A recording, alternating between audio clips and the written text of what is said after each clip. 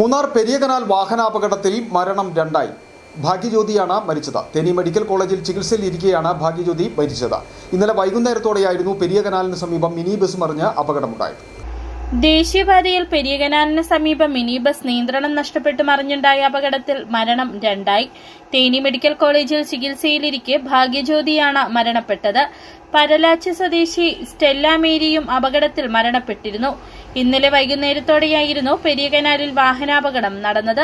തമിഴ്നാട് വിരുദ്നഗർ ജില്ലയിലെ പരലാച്ചി എന്ന സ്ഥലത്ത് നിന്ന് എത്തിയ ഡ്രൈവർ അടക്കം 27 പേരടങ്ങുന്ന ടൂറിസ്റ്റ് ബസ്സാണ് അപകടത്തിൽപ്പെട്ടത്. അപകടത്തിൽ ഗുരുതരമായി പരിക്കേറ്റ 2 പേരടക്കം 6 പേരെ വിദഗ്ധ ചികിത്സയ്ക്കായി തേനി മെഡിക്കൽ കോളേജിലേക്ക് മാറ്റിയിരുന്നു. മൂന്നാർ സന്ദർശനത്തിന് ശേഷം തിരികെ പോകും വഴിയാണ് പെരിയ കനാൽ വളവിന് സമീപം വാഹനം നിയന്ത്രണം വിട്ട പാതയോരത്തെ താഴ്ചയിലേക്ക് മറിയുകയായിരുന്നു. City vision, Munnar.